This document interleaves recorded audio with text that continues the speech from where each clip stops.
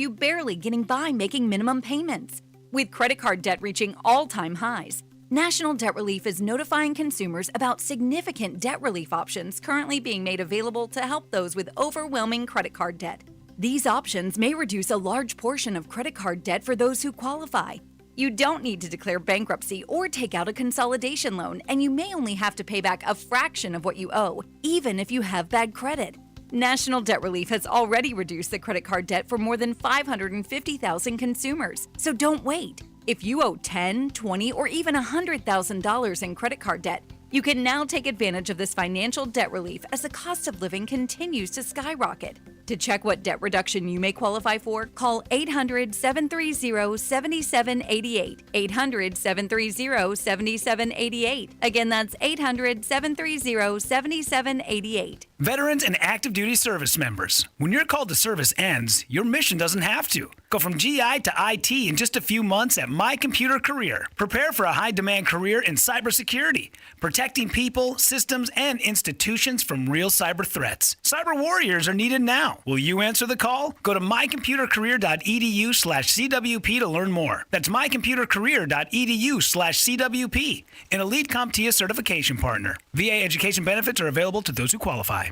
Broadcasting from the Kanowski-Bresney studios comes the radio medium Laura Lee Show. I feel like you had to let him go. Yes, it is. He was on life support. You've taken on the burden for his passing. Is that true? That is right. There's something to do with a Barbie doll. He used to stick the old school Barbie dolls in the cake. Oh my God, you're giving me goosebumps right now. The radio medium Laura Lee Show. Tune into your spirit every Tuesday at 4 p.m. This is the Money Matters Radio Network, WBNW 1120 AM and W275 CM FM, Concord, Boston. The Money Matters Radio Network. Our Senators Edward Markey and Elizabeth Warren and Representative James McGovern are standing up for radio listeners like us by supporting legislation to keep AM radio in cars. They know the value of local radio in times of emergency. Now it's time for Congress to finish the job and pass the AM Radio for Every Vehicle Act. Learn more at dependonam.com. This message furnished by the National Association of Broadcasters and this station. As a busy mom, my to-do list is full. While we can't add more hours to the day, we do have a great resource to help. Go Red for Women has information to help you and your family live a healthier life. Visit goredforwomen.org/momlife today. Hi, this is Mike Armstrong from the Armstrong Advisory Group. One of the biggest challenges in financial planning is seeing the full picture. When your investments are spread across multiple accounts, it can be difficult to know how much you actually have and whether your strategy is really working. You might be taking on more risk than you realize or missing opportunities to better align your portfolio. Bringing your accounts together can help create clarity so you can see your total assets, your true allocation, and make more informed decisions about your financial future. Our new guide is called Consolidating Investment Accounts. It walks you through how to get organized, simplify your strategy, and build a more complete financial plan. Call 800-393-4001 to get your free copy today. That's 800-393-4001, or you can request the guide by visiting armstrongadvisory.com. The proceeding was paid for by Armstrong Advisory Group, a registered investment advisor. Nothing in the ad or in any Armstrong guide is specific financial, legal, or tax advice. Consult your own financial, tax, and estate planning advisors before making any investment decisions. Armstrong may contact you to offer investment advisory services. For many hardworking families and retirees, an energy bill comes with an impossible choice. Paying the bills, putting food on your table, and keeping your family warm in winter and your home cool for the summer. But it shouldn't be that way. For more than 40 years, Citizens Energy has made one simple promise: to help households afford life's basic needs. Through Joe for Oil, we help neighbors through the coldest winter nights. Now, we're building on that same promise with Joe for Sun, a new way to save on electricity year-round. Our solar projects are already in communities across Massachusetts and New York, helping thousands of households save money. For many families, that means saving up to 50% on electricity. No installation, no equipment, and you keep your utility company. Like my dad's program before, we keep it simple, helping lower your utility bill through community solar at no cost to you. Call 1-855-JOE-FOR-SUN or visit citizensenergy.com to see if you qualify. You've trusted Citizens Energy to show up when it matters most. We're still here, ready to help. Sponsored by Citizens Energy. This is Tucker Silva of the Financial Exchange Show, and I'm joined today by estate planning attorney Todd Lutzke with your Financial Exchange Quick Tip of the Day. And today, we're talking about the top estate planning mistakes to avoid. Todd, a lot of people create their estate plan, but there are some that don't actually transfer assets into it. Can you explain why this is such a big mistake? Sure. I'm going to try to explain it both from a revocable and an irrevocable planning standpoint. With the revocable, if you don't put assets in there, you end up leaving them owned perhaps jointly if you're married, and designated beneficiaries and the like. But if everything goes to the spouse when one dies, then you've completely avoided your estate plan. In other words, you've set your trust up, but you went around it by leaving everything to the spouse instead of going through it by funding the trust and cramming down the assets to shelter some from estate taxes on the first death, so there's less taxed on the second death. And ultimately, on the second death, if you don't plan, there could be a probate problem because everything would go to probate if it's in their own name. The other big reason is with an irrevocable trust, of course, not funding it also can result in estate tax problems by the same way it did with the revocable trust. But in addition to not funding them with the irrevocable, you don't even begin the 5-year waiting period to get the assets protected from the nursing home. So there's a much bigger problem not funding an irrevocable trust versus not funding a revocable trust. So make sure you fund your trust if you do your planning. Well, luckily, Todd Lutzke and the estate planning experts at Cushing & Dolan have written a brand new guide that details the estate planning blunders to avoid. You can request this brand new guide by simply calling 866-848-5699, 866-848-5699, or you can request it from their website, legalexchangeshow.com. The proceeding was paid for, and the views expressed are solely those of Cushing & Dolan. Cushing & Dolan and or Armstrong Advisory may contact you offering legal or investment services. Cushing and Armstrong do not endorse each other and are not affiliated.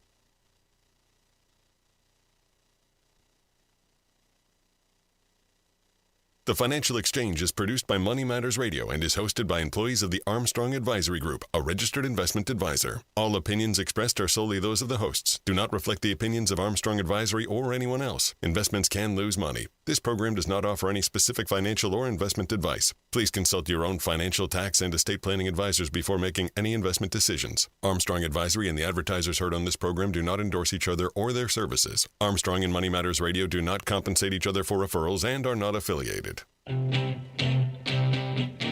This is the Financial Exchange with Chuck Zodda and Mike Armstrong. Your exclusive look at business and financial news affecting your day, your city, your world. Stay informed and up to date about economic and market trends, plus breaking business news every day. The Financial Exchange is a proud partner of the Disabled American Veterans Department of Massachusetts. Help us support our great American heroes by visiting dav5k.boston and making a donation today. This is the Financial Exchange with Chuck Zodda and Mike Armstrong. It is Chuck and Mike and Ben with you here, and we're going to start today with a discussion of the jobs report because, quite honestly, we can't start every show talking about energy prices. We'll get there, or AI. And gentlemen. We haven't started with AI in a while. We spend like a third of the show covering it usually. Yeah. But it's unusual that we start with it because we have to maintain control over the robots. We can't if we give them the open mic. Yeah, we're what will they take the next? Whole show. Yeah, what will they take next? If you give a robot a cookie, it's gonna want a cup of milk to fry its circuits. Got it. So we had a jobs report this morning, and here's what we saw: 115,000 jobs created versus estimate of 62. The prior month February was revised down by 23,000, March revised up by 7. So no meaningful change, about 16,000 jobs difference, but that's just not a meaningful number. And ultimately, the unemployment rate stayed at 4.3%. If you look at the unrounded number, it did move up from 4.26 to 4.34. We can talk about why that's the case as we go through here. And so I think you look at the headline numbers and you say, pretty good. Right now the break-even estimate for the unemployment rate to not move up is somewhere in the ballpark of probably 20 to 60,000 jobs needed each month because the baby boomers are retiring and there's not enough Gen Zers to replace them. And immigration is probably close to net zero on an annual basis. We don't know exactly where. And so there's just not much labor force growth, if any, right now. So we came into this report kind of guessing that we wouldn't get any alarm bells. I think it's fair to say that this report showed no alarms, no big surprises here compared to, what we've been getting from weekly jobless claims numbers, what we've been getting from JOLTS and other surveys of the labor market, which, again, good news, but unsurprising in terms of what we got reported here. I think if you're looking for some stories that, as you dig through the data in terms of, okay, so like what do we get underneath the surface? The participation rate in the labor force dropped again from 61.9 down to 61.8%, which, again, not entirely unsurprising because you have more baby boomers retiring, and that is included. This is not like a discouragement story. This is a total labor force participation rate, which measures, every living person. And so as we as society age, we anticipate that coming down. The age 25 to 54 stayed level at 83.8%, so no change there. So, again, it's demographics that are explaining that drop in the labor force participation rate. Now, the interesting thing, I mentioned that the unemployment rate on an unrounded basis went from 4.26 to 4.34, so it just missed rising from 4.3% to 4.4. You might say, well, how could the unemployment rate rise when there were 115,000 jobs added and that's above the supposed break-even number? The answer, once again, comes back to the fact that the jobs report we receive, it's two surveys. The unemployment rate comes from a survey of households. The jobs created number comes from a survey of businesses. The household survey showed a net reduction, actually, of 226,000 jobs. Now, this is neither right nor wrong. Again, these are both surveys, so generally what you want to see is the surveys pointing in the same direction. Occasionally for a month, a quarter, or sometimes even longer, they might give you different views because of how the numbers are imputed through the models. Remember, how many of you listening, raise your hands, even if you're driving, you can raise one, because none of you are going to raise it. Unless you only have one hand. No, because none of you are going to raise it. Okay. How many of you have ever been surveyed by the Bureau of Labor Statistics? No one in here is raising I don't their know hand. a single person that actually has. Yeah. Now, I know that they do it, but again, they ask 50,000 Americans a month. There are a lot of Americans, and that's not, many that they actually survey. So this is why you have this, short-term thing where, hey, 115,000 jobs created, but the unrounded unemployment rate went up. It's because of differences in the survey methodology. Neither one's right, neither one's wrong. Don't read too much into any one particular month. So I'm not overly concerned about that. We'll see how things go here. Other data points, when we dig into some of the underlying information, manufacturing, consistent with what we've been seeing from this is actually wild. The ISM manufacturing is showing that manufacturing output is jumping right now, but that employment is dragging.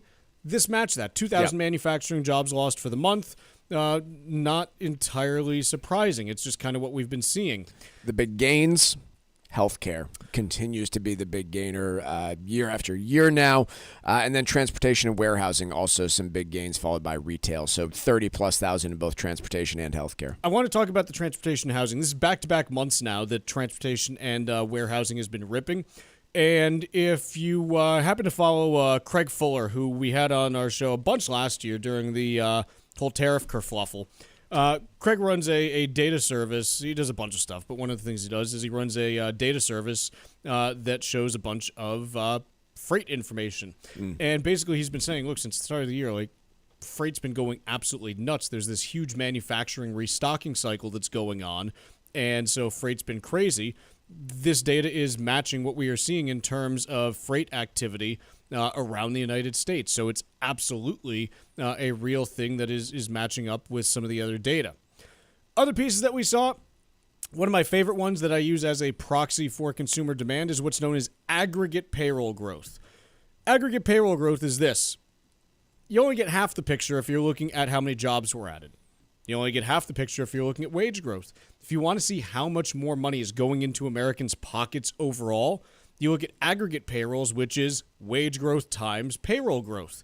And so what we see here is for the last 12 months, again, this is really, it's a volatile series month to month, so the month to month is not useful, but the 12-month number is, in my opinion.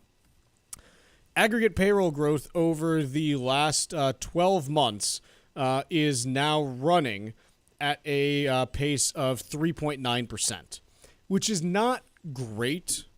Generally, we like to see that running somewhere between 4.5% and 5.5%. That gives you, enough spending growth from actual payrolls that, you can have some meaningful growth there. You get to this point, and historically it's been a little bit iffy. You can, add a caveat that, hey, generally we haven't seen the same kind of labor supply issues that we've had the last year or so. So maybe 3.9 is a level at which the economy can still sustain itself. I think it's pretty clear, though, at that pace, consumers cannot afford the inflation that's being passed on to them at the moment. This is why when you look at it, Q2 GDP is probably going to be somewhere close to zero. If inflation's running 4% and nominal GDP ends up running somewhere around 4%, inflation's going to eat up all of the GDP there for the quarter. Okay, like this is, I just don't think that you're going to have much in the way of GDP for Q2. I'm not saying that that's like a permanent thing or, something that's going to be a huge problem. I'm just telling you it's where I think you're probably going to end up is with not much in the way of real GDP growth because inflation's likely to eat through most of it. Yeah. That's just kind of where we're going for the quarter. Beyond that, it's going to depend on the Hormuz reopening. See, we got through 14 minutes of a show without mentioning it once. Last just observation that I want to continue to make about our aging population is the healthcare and social services sector of the labor force, because it has been a major driver of employment for the last, frankly, decade. In terms of where we were at about 19 million people working in those sectors a decade ago. We're now at about 23.8, and when you chart it against the population of Americans over the age of 65, it's just a perfect 1-for-1. And we know where that population of folks over the age of 65 is going, higher for the next several decades. And it's tough for me to envision a scenario, given just where we are with automation, robotics, et cetera, where this does not follow a straight line higher. I think the demand for nurses, social workers of different sorts is just going to be on a straight line upwards. And unfortunately for those aging folks, turning 65 now and looking forward at the cost of healthcare over the next few decades, and specifically the cost of long-term care, I really struggle to envision a scenario where it's not straight line upwards further. Yeah, let's be honest also. If you believe, like I do, that artificial intelligence is going to be able to take over more and more of the thinking and through robotics, more and more of the doing. Yep. The place that you land in terms of like where the majority of people will actually have jobs in the future is people taking care of people. Yeah. Like that's where it points to. I'm not saying this is good or bad. I'm just saying it probably is. Let's take a quick break. When we return, let's see. We're going to talk some AI now? We got a couple of AI let's go to AI distortion, baby. All right. If you don't like artificial intelligence, you'll hate what comes next. Smart financial talk whenever you want. Find the Financial Exchange on YouTube. Hit that subscribe button and keep up to date on daily business news from New England and around the country. This is the Financial Exchange Radio Network. Hi, this is Mike Armstrong from the Armstrong Advisory Group. One of the biggest challenges in financial planning is seeing the full picture. When your investments are spread across multiple accounts, it can be difficult to know how much you actually have and whether your strategy is really working. You might be taking on more risk than you realize or missing opportunities to better align your portfolio. Bringing your accounts together can help create clarity so you can see your total assets, your true allocation, and make more informed decisions about your financial future. Our new guide is called Consolidating Investment Accounts. It walks you through how to get organized, simplify your strategy, and build a more complete financial plan. Call 800-393-4001 to get your free copy today. That's 800-393-4001, or you can request the guide by visiting armstrongadvisory.com. The proceeding was paid for by Armstrong Advisory Group, a registered investment advisor. Nothing in the ad or in any Armstrong guide is specific financial, legal, or tax advice. Consult your own financial, tax, and estate planning advisors before making any investment decisions. Armstrong may contact you to offer investment advisory services. It's important to update your estate plan as changes occur in your life, or you can wind up with significant issues that may affect your future. Get Cushing & Dolan's new guide called Detour Ahead, Estate Planning Potholes to Avoid. Call 866-848-5699 and get your copy today, or request it online at legalexchangeshow.com. The proceeding was paid for and the views expressed are solely those of Cushing & Dolan. Cushing & Dolan and/or Armstrong Advisory may contact you offering legal or investment services. Cushing & Dolan and Armstrong Advisory do not endorse each other and are not affiliated. Hi, I'm Michael Valila, Adjutant of the Disabled American Veterans Department of Massachusetts. The DAV of Massachusetts provides thousands of hours of voluntary services at our VA medical centers and soldiers' homes and is the only DAV department in the country to lead a veterans housing initiative for both single veterans and those with families. These programs are critical to serving our veterans in their time of need. You can help our great American heroes by making a donation today. Please visit dav5k.boston. That's dav5k.boston.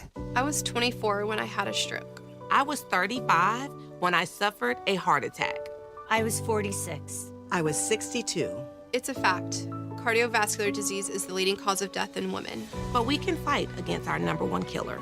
Talk to your doctor about your risk factors. Know your family history. Learn the warning signs and symptoms. Together, let's go red for women. Visit goredforwomen.org to learn more.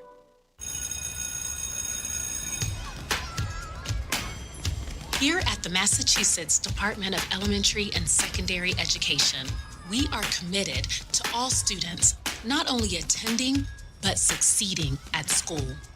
Your presence is powerful. Share why you attend at doe.mass.edu.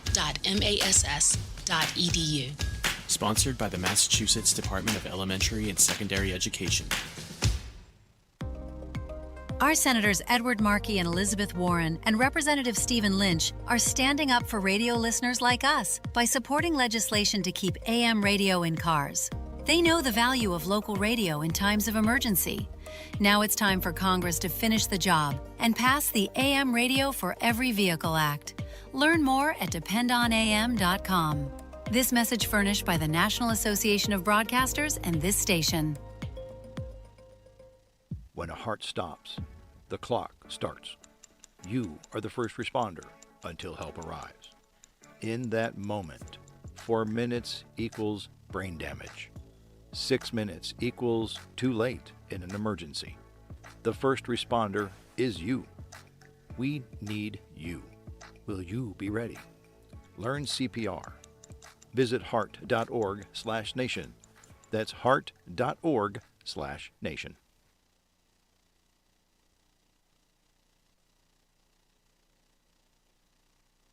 Text us at 617-362-1385 with your comments and questions about today's show, and let us know what you think about the stories we are covering. This is the Financial Exchange Radio Network.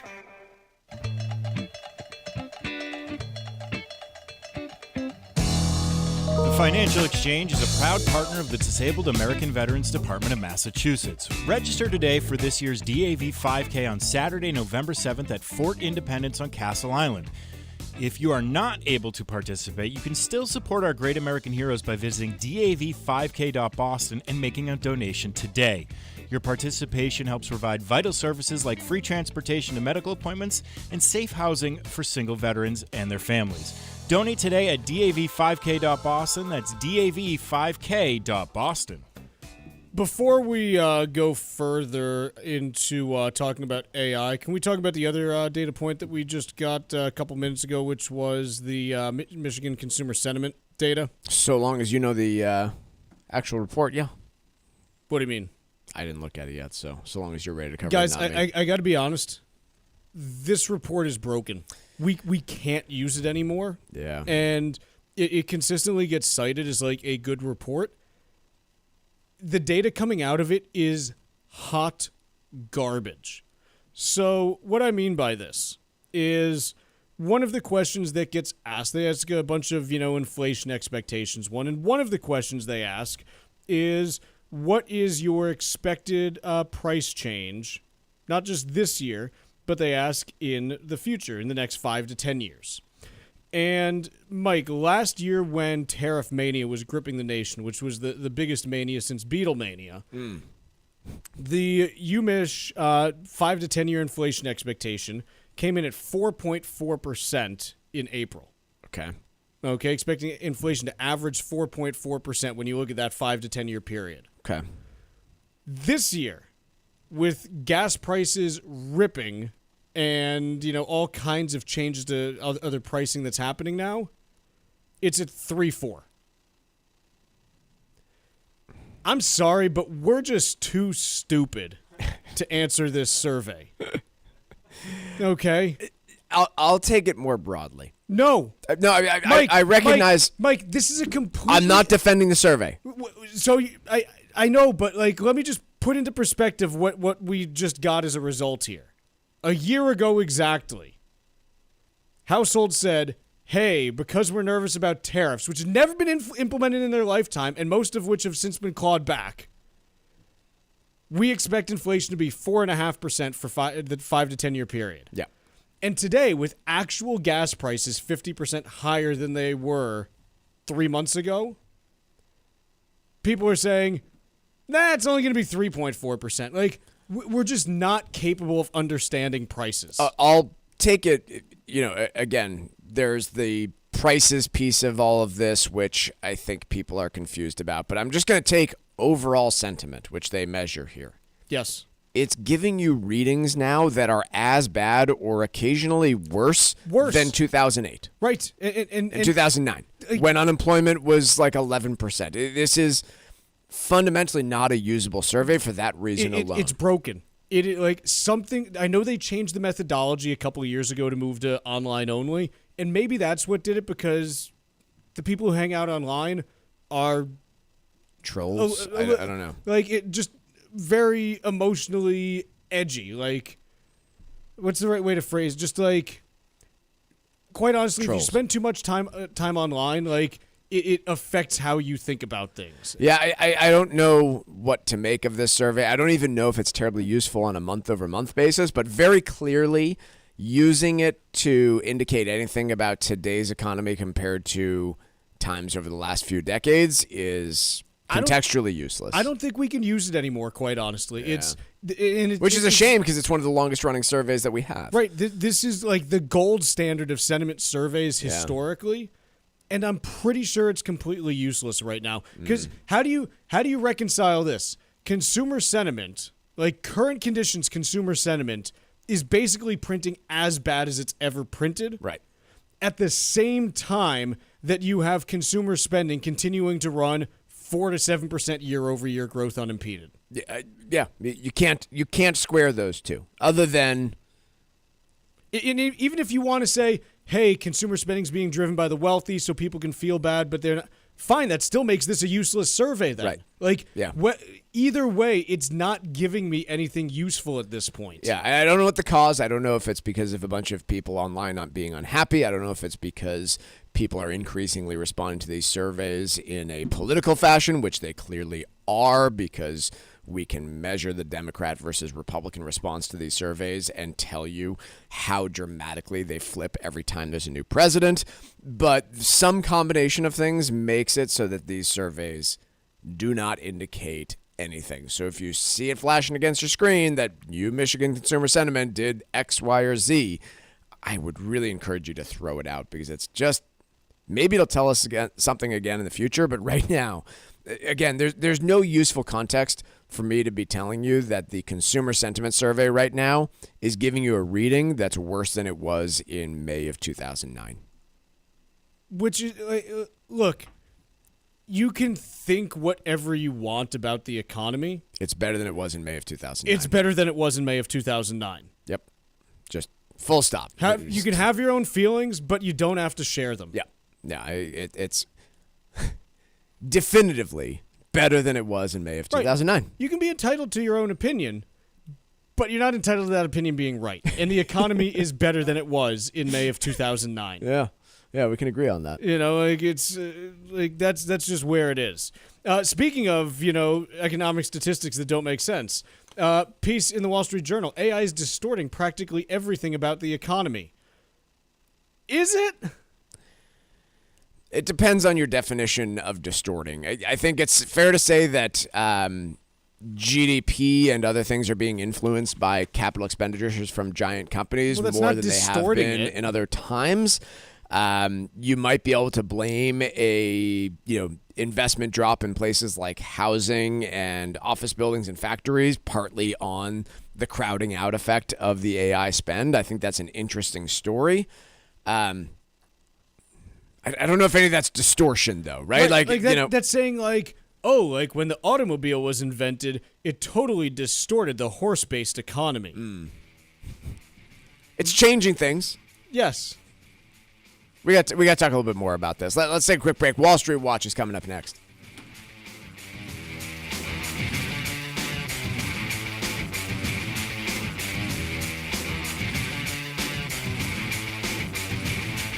Like us on Facebook and follow us on Twitter @TFE Show. Breaking business news is always first, right here on the Financial Exchange Radio Network.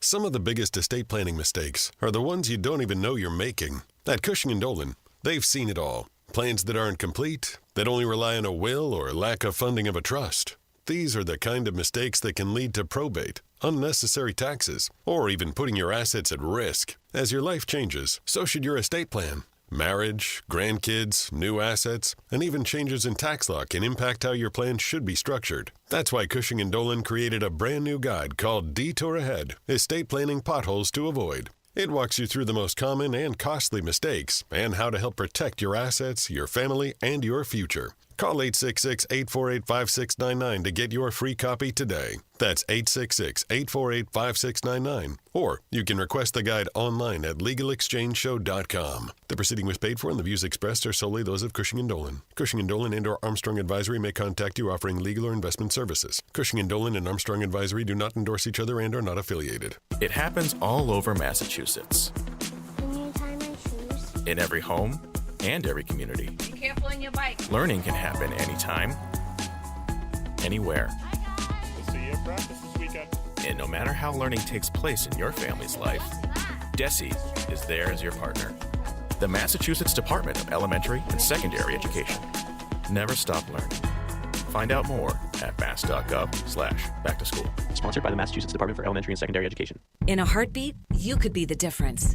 Mark collapsed from cardiac arrest. 9 out of 10 people who suffer cardiac arrest outside the hospital don't survive. It took 30 minutes of chest compressions to finally feel a pulse. Most of the time, it's because no one nearby performs CPR. But together, we can change that. Extraordinary things happen when people take action. A small step, a simple skill, a life-saving moment. HeartWalk brings communities together to create health and hope for every heartbeat. Every walker who joins HeartWalk, every dollar donated, means more people trained in CPR, more research, and more life-saving moments for everyone. Take the first step and register for your local HeartWalk. Extraordinary starts with you. Join HeartWalk today. Find your local HeartWalk at heartwalk.org. Environmental nonprofit Ocean River Institute is working with communities to tackle climate change with nature-based solutions that feature slowing water down and building more soil with grasses and plants. Research indicates that people acting in their own neighborhoods can build an inch of soil in a year and slow sea level rise down by as much as 25%. Please visit oceanriver.org for more information on opportunities to make a difference and go the distance for savvy stewardship of a greener and bluer planet Earth. Hi, this is Chuck and Mike from the Armstrong Advisory Group, and we have a guide available this month titled Consolidating Investment Accounts. Mike, how does someone end up with just this sprawl of different accounts over time? We've all seen it before with family members or even ourselves, but according to the BLS these days, the average person stays at a job fewer than 4 years. And so imagine you're job hopping from place to place. You might have a retirement plan through there. And all of a sudden, a decade into your career, you could have 2 or 3 different retirement plans just from, changing jobs and taking that next promotion at a new place. It doesn't even just happen with different retirement or investment accounts. It can happen with bank accounts or insurance policies. You can end up with stuff scattered everywhere. Well, we all know that, that aunt or that family member that is always scouring for the best CD rate or interest rate on the savings account, or, has some money with this broker and this financial services company. And all of a sudden, you can be looking at a situation where over the years, you have a dozen different places where you keep assets, and that becomes more and more complicated to ensure that your spouse is on there, that you have beneficiaries aligned properly, and that you can actually monitor these things. Folks, our guide is titled Consolidating Investment Accounts, and there are 2 ways that you can request it. The first is by calling 800-393-4001. The second is by going to armstrongadvisory.com. That phone number again is 800-393-4001, or you can request it online at armstrongadvisory.com. The proceeding was paid for by Armstrong Advisory Group, a registered investment advisor. Nothing in the ad or in any Armstrong guide is specific financial, legal, or tax advice. Consult your own financial, tax, and estate planning advisors before making any investment decisions. Armstrong may contact you to offer investment advisory services.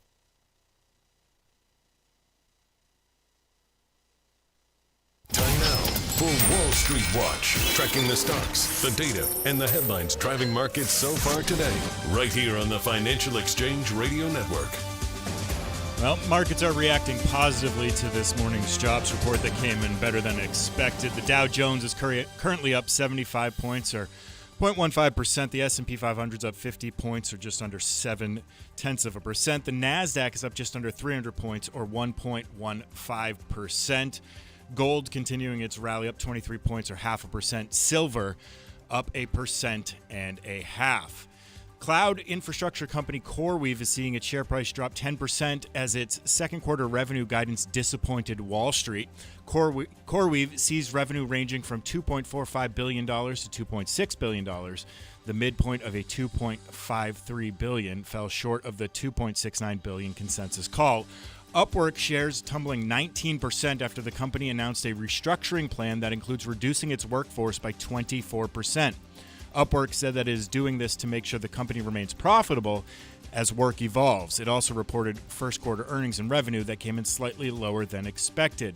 Expedia shares are down 8.5% after the online travel agency called for second quarter revenue of $4.11 billion to $4.19 billion, compared to the $4.12 anticipated by analysts. Booked room nights in the first quarter missed expectations, landing at $113.9 billion versus the consensus of $117. Wendy's company stock is up 5.7% after reporting better than expected revenue of $540.6 million in its first quarter financial report. Analysts polled estimated revenue would be $518 million. Earnings also came in above estimates, and the company also announced a plan to build up to 1,000 restaurants in China over the next decade. I am Ben Kitchen, and that was Wall Street Watch. Mike, during the last segment, we were covering a piece from the Wall Street Journal titled AI is Distorting Practically Everything About the Economy. So we agreed that distortion's not really the right term. It's impacting the economy in ways that, were it not, the economy would look different. But, I mean, that's like saying, well, if, Applebee's didn't have, the burger on their menu, then you wouldn't be able to order it. Like, it's not really a useful counterfactual. Yeah, it's not. I think what we can say is, most of the time through the last, when would you argue that we turned more from a manufacturing to a consumer-based economy? 80s? Yeah, in the last 40 years or so. It's been getting driven by the consumer and housing as a major investment area. And neither of those two are currently the growth engine of the economy. The growth engine of the economy, to be really clear about this, I know plenty of people don't use it day to day, But the growth engine of the economy is the $700 billion that the 4 major tech companies that are spending on AI are spending this year, and the $1.1 trillion that's estimated to be spent next year. And it is not to say that it's either good or bad, but it is crowding out other areas of investment. It is leading to employment in new areas of the economy, and it is leading to higher prices and other things that we are all starting now to feel, right? Like, the higher spending in AI is inarguably driving up the cost of computers, iPhones, and other technology that we hold on to, and we will feel that for a few years now. Is that a good thing or a bad thing? Is it distortion? What would the economy look like without it? I don't find those to be useful exercises, but, I could certainly make an argument that housing would be stronger if AI investment didn't exist the way that it does today. Yeah. Yeah. Look, I don't know why we look at like AI spending and AI investment like it's this foreign thing that it's like, oh, like this is making the economy look different from how it would be otherwise. Well, we do it with everything. We don't, though. Well, I compare it to when we build lots of houses. We don't go, oh, these houses are making the economy look different. No, we're like, hey, there's like a housing boom going. Like we just call it like a boom, and we accept that there's more economic activity there. So I compare it to, for instance, all the talk of the healthcare workers over the course of the last decade, and all these people who are saying, well, the labor market would look like crap if we didn't hire all these nurses over the last 10 years.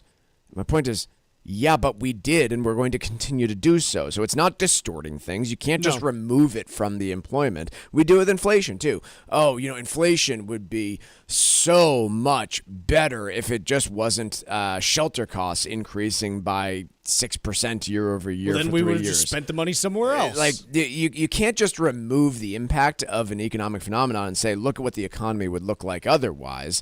This is the reality that we're in, and if you want to point out that, hey, an increasing percentage of GDP and stock market growth is being attributed to a boom in a new technology, and the risk is that it turns out to be a bust in some way and that spending disappears, sure, that's true. But you've got to prove it out to me that that's actually what's going to be happening and that that's an actual reason for concern. Yeah. And also, I'm just done with all of these stories like the one that we've got from MarketWatch here about AI coming for your job after all. The announcements that have been made, they are companies that overhired during the pandemic and are now correcting that using AI as cover, because they may also be getting some productivity increases from AI, but AI is coming for your job if you work in like 3 to 6 industries. And not even industries, like specific roles within those industries. Let's not go too far in that direction. It's coming for every job. On what time frame is the relevant question? Not right now. Yeah. And if you're a web designer and if you are a paralegal, I think that they're coming for your job very quickly. Yes. In just about every other area, I just don't see it. Right. If you're a shrimpo captain, you're good for a while. If you are one of the guys who do all sorts of things with shrimp, if you sit on the back of the truck putting the cones down on the highway, you're probably good for a while. Yeah. But if you are someone who makes your living, if you're a technical writer, okay, for those of you who don't know what a technical writer is, they're the ones that take what the engineers at Microsoft give you and translate it into the manual that all of us can understand. Yeah, you probably are going to have a tough time because AI is literally built to be like, hey, take this information and turn it into this. Right. But for everyone else right now, it's not really a threat. What is a threat, okay, is for companies that have overhired in the last 5 years. They're absolutely going to use it as an excuse to cut headcount. Doesn't mean that every job is going to go away. Sure. But, Mark Andreessen wrote yesterday that companies have overstaffed by 2 to 4x for the last 20 years, which fundamentally doesn't make sense because ultimately you need it. It's like, okay, yeah, if we had AI 20 years ago, I guess we might have been overstaffed if we could make it do all this stuff. But talk to anyone who's worked in a business in the last 20 years, and they're not going to be like, yeah, we could have done this with 80% fewer people. That statement is just fundamentally dishonest. Yeah, I guess so. It just doesn't make sense. What I will say, do you remember back about a month ago when Anthropic rolled out its Mythos platform? Yes. And people were like, even on our show, we were like, hey, because they Here's rolled what it out. happened. They rolled it out, and then they had a meeting with Scott Bessent and Jay Powell. Came to a meeting with a bunch of bank executives, and we're like, that doesn't happen very often. They warned a bunch of tech executives that they needed to do something, and we were left scratching our heads like, this is a pretty good PR move, but it does look like there's something fundamentally serious about this too. So it was kind of like, hey, are they just, hiding this from us to say how powerful it is, or is this like a real thing? And here's the first example that we've seen that it's real. Mozilla, who still exists. I had to look that up. Chuck told me that this morning, and I was not aware that Mozilla, who operates Firefox, is still around. They make the Firefox web browser, which back in the 2000s and 2010s was huge. I don't think it's very big anymore, but it still is around on the edges. Last year, on average, because every month they roll out a list of, hey, here are the bugs that we fixed in order to improve our product. Security bugs, specifically. Last year, in 2025, they averaged 21.5 fixes per month for security issues, which for the full year makes 258. In April, they fixed 423 security bugs, which is 1.5 times what they did all of last year. And this was after they had access to Mythos. Now, the other thing that they said is they provided a list of 20 of the things that they fixed, and a bunch of them were like, oh, this was, from production that we put into effect back in, 2006, and this was just identified as a problem. So they're literally fixing things that have been present in their code for 15 to 20 years that no one knew was a problem before this. This makes me immensely concerned about antiquated industries like the banking industry and like the healthcare industry. These are industries that are famous for having antiquated systems that are full of bugs.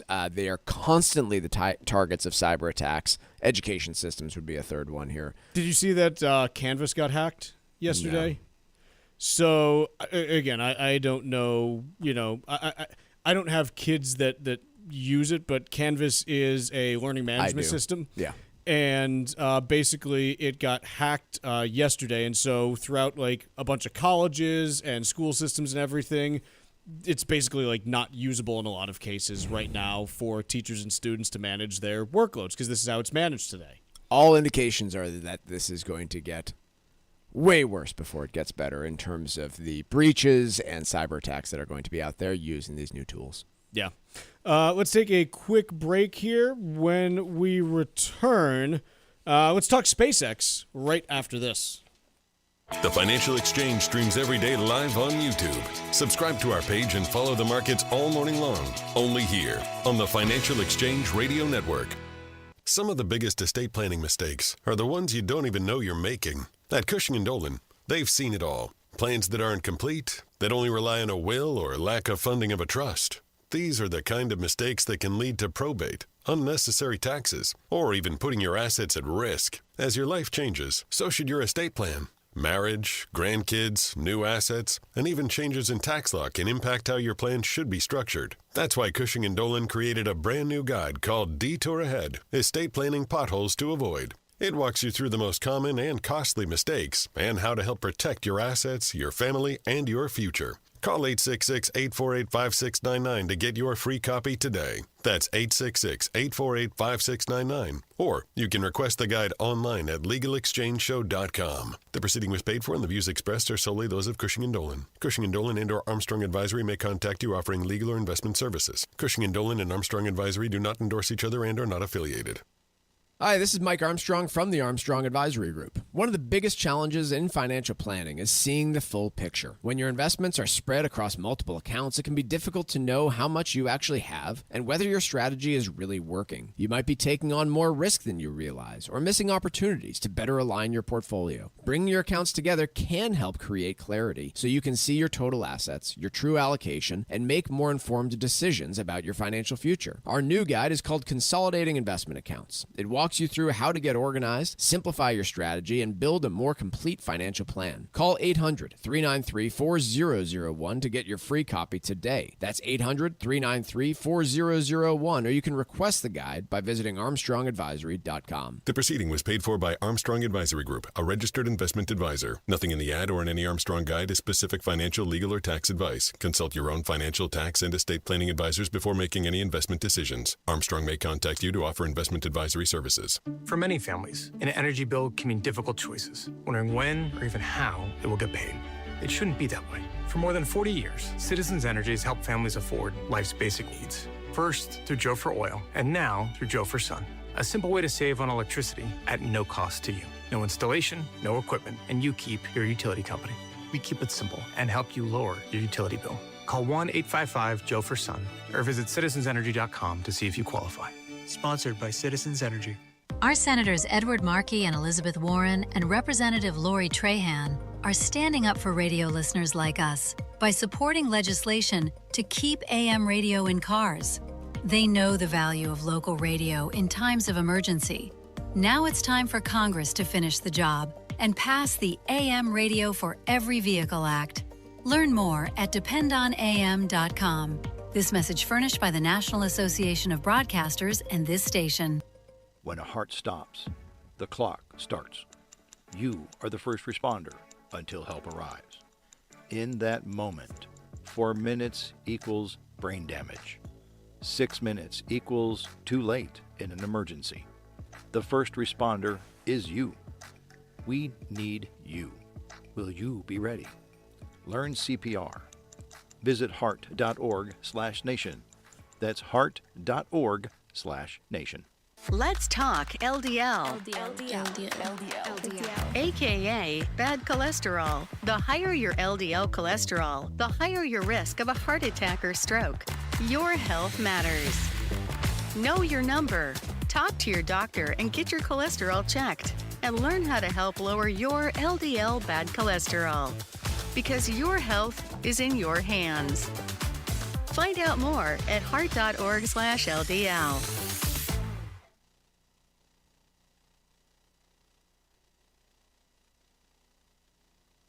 Follow the Financial Exchange Show on Instagram and see what's driving the conversation about Wall Street and economic trends. This is the Financial Exchange Radio Network.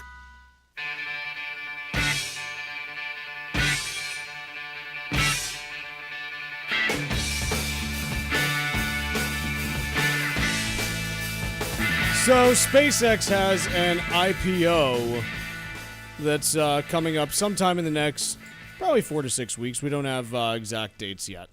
But here's the deal. SpaceX had bought or merged with or whatever xAI, which is Elon Musk's artificial intelligence company, which is now renting out data center space to Anthropic because basically they didn't have enough demand to do anything with it. Do you know if xAI actually owned Grok?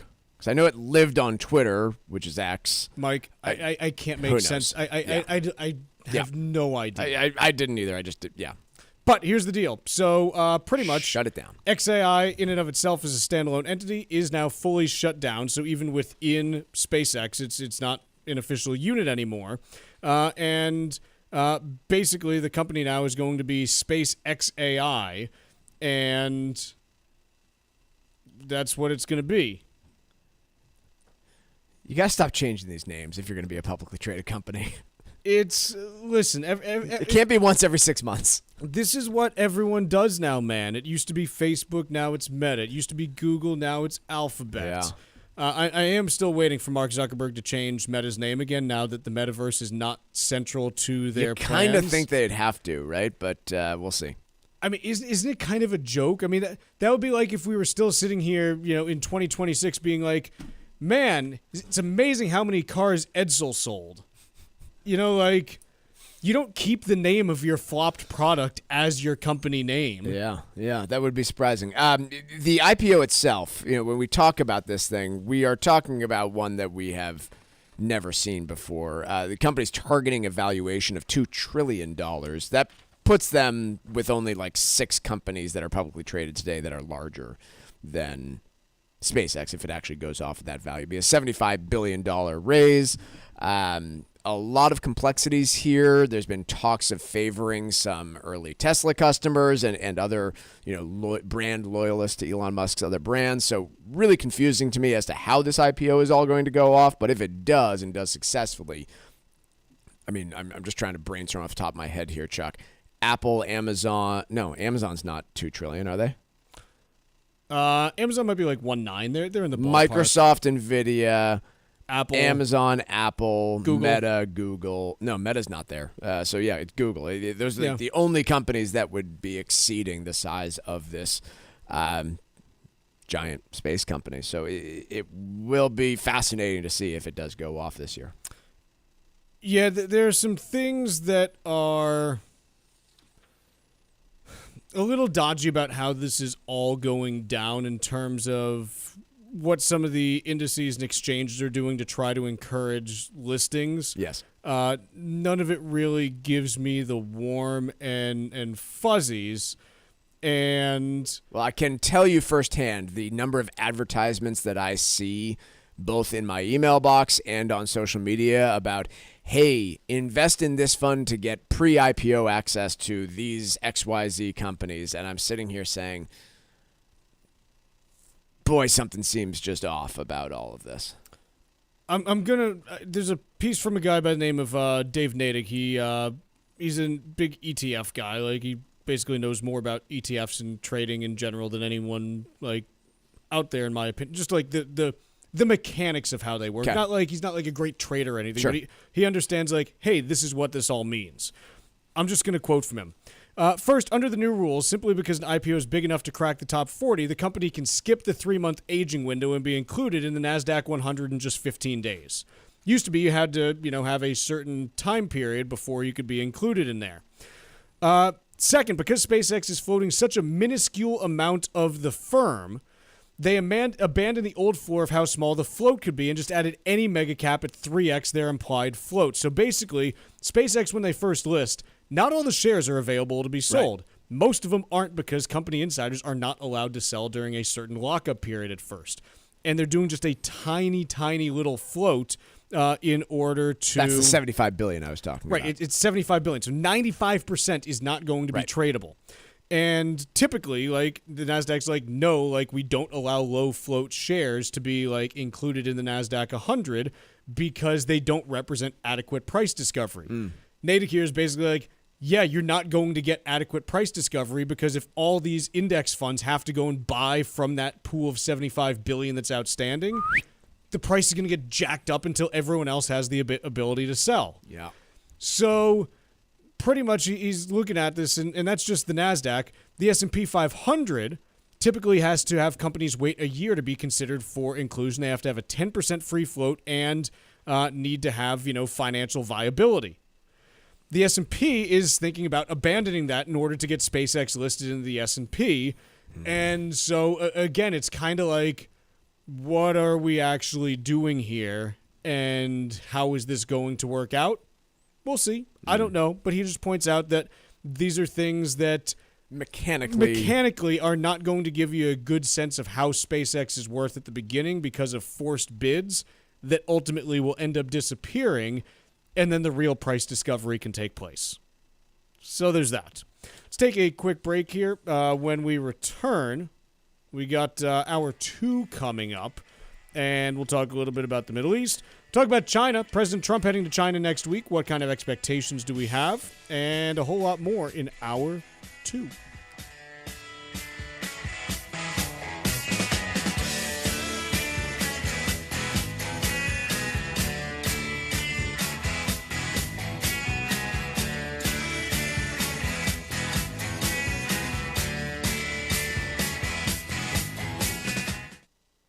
Cardiovascular disease is the #1 killer of women, taking the lives of 1 in 3. That's more than all forms of cancer combined. For too long, heart disease and stroke have taken the lives of the women we love. But we're not giving up because we have something better, stronger, more powerful. We have each other. When we come together and go red, the more power we have against our greatest health threat.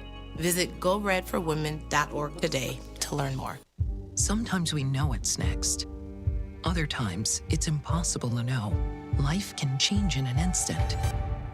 Don't be caught standing by the next time someone's heart stops. Knowing CPR gives you the ability to act and takes you from bystander to lifesaver. CPR is a life-saving skill. Join the nation of lifesavers today by learning CPR at heart.org/nation. National support for CPR education provided by Elevance Health Foundation. This is Tucker Silva of the Financial Exchange Show, and I'm joined today by estate planning attorney Todd Lutzke with your Financial Exchange Quick Tip of the Day. And today we're talking about the top estate planning mistakes to avoid. Todd, what is the downside of adding your kids to your accounts or adding their names to your real estate deeds as a joint owner? Won't this avoid probate? You're absolutely right. It would avoid probate, but there are better ways to avoid probate than just doing something simple, right? Simple isn't always better. Throwing a name on an account or adding a designated beneficiary or a joint owner on a piece of property might not be the best way to go. Here's the problem. If you name one of your children as a joint owner and you have 3 children and you put that child on just because it's convenient and they're geographically close to you, well, you could be accidentally disinheriting your other children because this property, this asset will only go to that child. That child doesn't have to give it to the other kids. So that's a problem. And if you put your name, if you add a child's name to your real estate, now you're exposing it to that child's creditors, that child's potential divorces.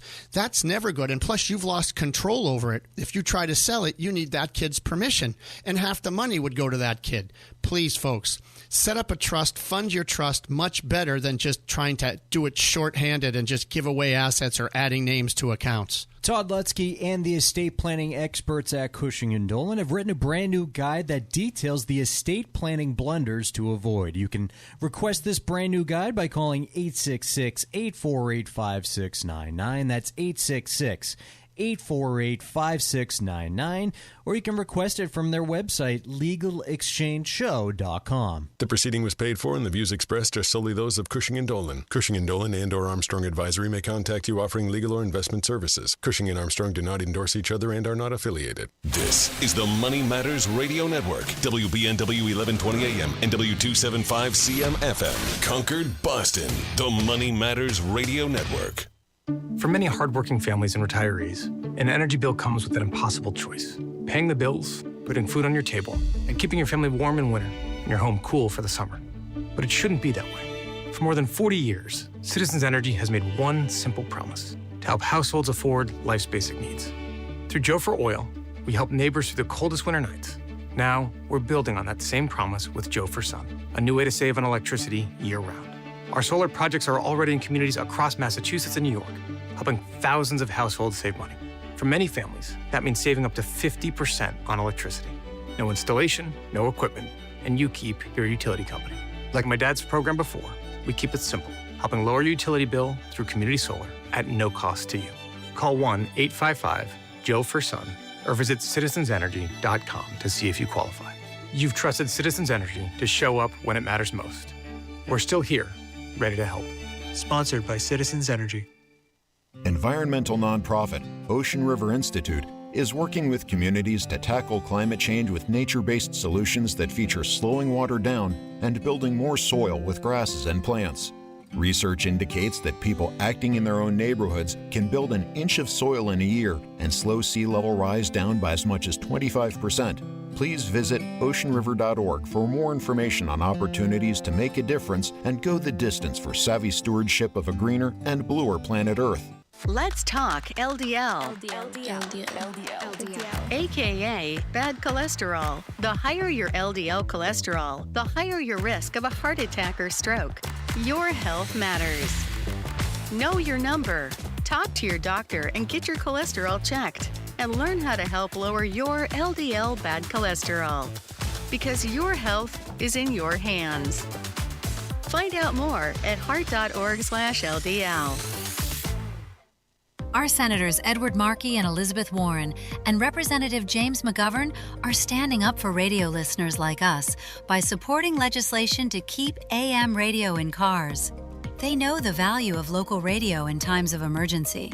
Now it's time for Congress to finish the job and pass the AM Radio for Every Vehicle Act. Learn more at dependonam.com. This message furnished by the National Association of Broadcasters and this station. This is Michael Valila, Adjutant of the Disabled American Veterans Department of Massachusetts. The DAV of Massachusetts has helped me and countless others adjust to civilian life through a variety of incredible programs. Through our local Veterans Assistance Program, we provide necessary services to veterans and their communities, such as food shopping, landscaping, and companionship, but we need your support. You can help by making a donation today. Please visit dav5k.boston. That's dav5k.boston. Hi, this is Chuck and Mike from the Armstrong Advisory Group, and we have a guide this month titled Consolidating Investment Accounts. Mike, what are some of the problems that people run into when they have accounts scattered everywhere? The first one is just difficult to maintain and monitor. I can't tell you how many times I've met with somebody who has a life insurance policy that still has their brother on it instead of their wife or their husband, for example. So it does become really tough to monitor those things. If you're getting to required minimum distribution age, there can be certain rules around where you take money out of specific accounts, and if you miss it, there can be tax penalties. So it just becomes complicated to administer everything. Despite that, there are still some cases where it makes sense to maintain a number of separate accounts as opposed to consolidating. Oh, absolutely. I mean, we all know cases where, hey, that new bank is going to give you a better CD rate or introductory rate, and that can be worth real money. In other cases, if you have a retirement plan, there can be special benefits to keeping the money there. Maybe it is a excellent plan with really low costs. Maybe it'll allow you to avoid a required minimum distribution if you're still working into your 70s. Or there can be other strategies too, having money in a retirement plan and allowing you to do what's called a backdoor Roth conversion, all sorts of things that allow you to take advantage of having accounts in specific places. Folks, the guide is titled Consolidating Investment Accounts, and there are two ways to request it. The first is by calling 800-393-4001. The second, by going to armstrongadvisory.com. That number again is 800-393-4001, or request it online at armstrongadvisory.com. The proceeding was paid for by Armstrong Advisory Group, a registered investment advisor. Nothing in the ad or in any Armstrong guide is specific financial, legal, or tax advice. Consult your own financial, tax, and estate planning advisors before making any investment decisions. Armstrong may contact you to offer investment advisory services. The Financial Exchange is produced by Money Matters Radio and is hosted by employees of the Armstrong Advisory Group, a registered investment advisor. All opinions expressed are solely those of the hosts, do not reflect the opinions of Armstrong Advisory or anyone else. Investments can lose money. This program does not offer any specific financial or investment advice. Please consult your own financial, tax, and estate planning advisors before making any investment decisions. Armstrong Advisory and the advertisers heard on this program do not endorse each other or their services. Armstrong and Money Matters Radio do not compensate each other for referrals and are not affiliated.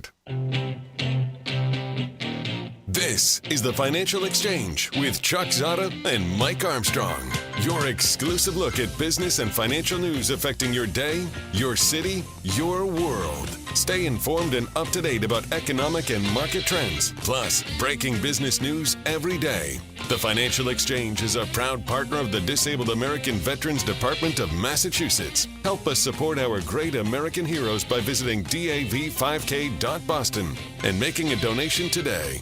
This is the Financial Exchange with Chuck Zodda and Mike Armstrong.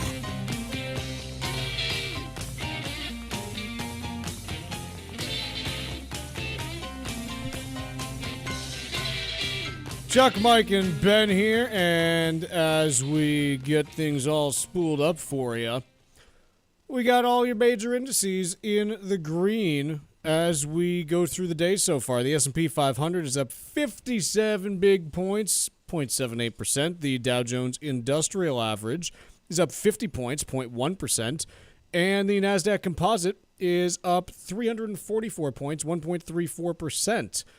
Despite stocks being up, Interesting thing to note. A, it's a Friday, and B, just B, it's a Friday, and the VIX is up, which is kind of unusual. There's a calendar feature where typically on Fridays, even if nothing's going on, you see the VIX fall, so my antenna always go up when I see stocks moving up and the VIX moving up along with them, especially on a Friday. It's a little bit unusual, and we'll see if somebody knows something about something. Dollar index is, the 10-year Treasury down 3.6 basis points to 4.358%. Mortgage rates from Mortgage News Daily flat overnight at 6.44% on the 30-year national average. Dollar index down 0.16% to 97.79. Gold up 17.20 an ounce to 47.28. And we got crude oil up 62 cents a barrel to 95.40. AAA national average for gas prices down 1.2 cents overnight to 4.54 and 0.6. So no major moves on the oil side at this point. Yes, Michael? Jobs report this morning at 8:30 a.m. Yeah, some people had jobs, some people didn't. About 115,000 new jobs created during the month of April. Some slight revisions to the last 2 months, but nothing that changed the overall narrative. And the overall narrative remains that in spite of the stories I keep hearing from young college grads about the difficulty in finding work, in spite of the conversations I keep hearing from people that have been out of work for a while and finding new jobs, the unemployment rate remains low. The pace of hiring remains, by our own guess, above what the economy can withstand without seeing the unemployment rate drop. Again, two different surveys here, so don't want to mix the two here. But really nothing that I can see that detects a signal of a problem in the labor market. The most significant we can see was a slight uptick in the unemployment rate where, on an unrounded basis, it moved up a little bit. But overall, when you speak especially to businesses that are responsible for reporting this stuff, the pace of hiring remains pretty strong. I think it's something, the pace is not strong. The pace is low. The pace of hiring is low. Like, you look at the JOLTS report, you look at Indeed, like, the pace is low. There's just not much firing going on, and it's just a low turnover labor market. Yeah. I think the big thing is that we've stabilized in the last 3 to 4 months now, whereas in the second half of last year we were declining. Mm-hmm. And there are some green shoots. Again, like, it really depends where you are in the economy. Interestingly enough, again, with how the jobs report categorizes this, like different industries, it's not the most specific. We have like jobs in information. Okay, so that's like, tech broadly, but not just like Apple and Amazon. I think it includes Hollywood. So, yeah. We've seen 3 straight months where we've had negative numbers there for the information category. Financial activities down for the last 2 months. Yep. Okay. But then you take a look at transportation and warehousing, which is, positive to the tune of 50,000 combined for the last 2 months. There's absolutely something happening there. Retail up 40,000 for the last 2 months. There's something on that side. So I think that you have some of these green shoots that are showing up in the labor market right now. Whether they turn into, a full-blown, what comes after green shoots? Is it do you have a plant? Flowers. A plant? Yeah. Is the budding flowers? Yeah. Are we going to get buds after these green shoots, and then do we eventually get some flowers? Maybe we do, but we'll have to see how the economy evolves now that we have these higher gas prices in place, and it's obviously also going to be dependent on how long these prices stay here and whether they move up as well. That's a possibility too. Yeah. Look, I think plainly, higher gas prices and higher inflation is difficult for a consumer. The reality is that for the last several quarters, the consumer is not what's been driving this market and economy forward. It hasn't been detracting significantly from it, and that can shift. But this economy is being driven forward by massive spend on artificial intelligence, and the only thing that's going to slow that down is a lack of availability of the stuff needed to drive that move forward in artificial intelligence, which, by the way, could occur if the Strait doesn't reopen, but it's not occurring right now. Yeah, if you look at if you look at the data that we have from the Bureau of Economic Analysis on GDP, and you go through and you're like, okay, like, where is the growth actually coming from? what you see is, okay, housing's kind of a modest drag the last couple of years. Consumer spending is a modest uplift. And yeah, the tech side of things has provided the rest of the impulse there. And again, that's fine. Like, not everything has to be all humming all at once. But I think the question for businesses is going to be, does inflation ever get to the point where the Fed feels like it has to act? Right. Because that's when you start seeing, the negative consequences from a business investment standpoint. And we're not there yet. Do we get there at some point? Maybe. I don't know. But this is where we are today. Speaking of the Middle East, all kinds of reports for the last 24 hours now that there have been just these sporadic exchanges of fire, at various parts of the Strait of Hormuz, a few different things that have popped up here and there. The big thing I'll tell you, look, regardless of whether or not the ceasefire is in effect or not, again, I feel like words just have no meaning anymore at this point. Like, the English language is kind of useless when the firing has not ceased, but the ceasefire is in effect. It's clear that both sides are just kind of probing where the lines are for what the other will permit right now. But here's the thing. If I am a shipping captain, which you're very thankful I'm not, because if I were, you wouldn't believe how many boats I could get stuck in the Suez Canal. Yeah. Lots of them. Yeah. If I were a shipping captain, the absolute last thing that I would be doing with my 1,000-foot-long boat is being like, hey, there's some U.S. destroyers getting, attacked by, a bunch of Iranian fast attack boats and firing back at them. Yeah, let's try to pass by and see what happens at, 12 knots and without the ability to turn quickly. So what I do know is, regardless of whether the ceasefire is holding, not holding, that, the environment in Hormuz at this very moment is not conducive to a lot going through there.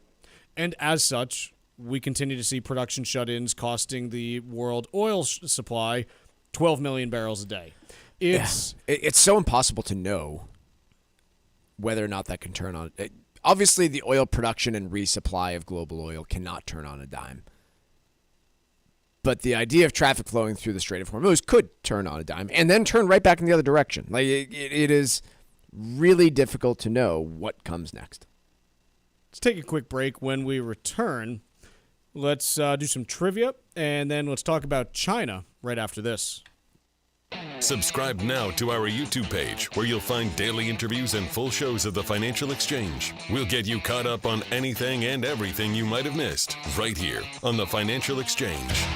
Hi, this is Mike Armstrong from the Armstrong Advisory Group. Over the years, it's easy to collect investment accounts, including old 401ks and multiple IRAs. But at some point, it can get hard to keep track of what you actually have. Too many accounts can lead to confusion, overlapping investments, and sometimes missed opportunities. Our new guide is called Consolidating Investment Accounts, and in it, you'll learn how to simplify your financial life, giving you a clearer picture of your strategy, your risk, and your progress. The guide will also walk through how to avoid common mistakes and build a more organized, intentional plan. Call us today at 800-393-4001 and get your free copy of our new guide called Consolidating Investment Accounts. That's 800-393-4001, or you can request the guide online at armstrongadvisory.com. The proceeding was paid for by Armstrong Advisory Group, a registered investment advisor. Nothing in the ad or in any Armstrong guide is specific financial, legal, or tax advice. Consult your own financial, tax, and estate planning advisors before making any investment decisions. Armstrong may contact you to offer investment advisory services.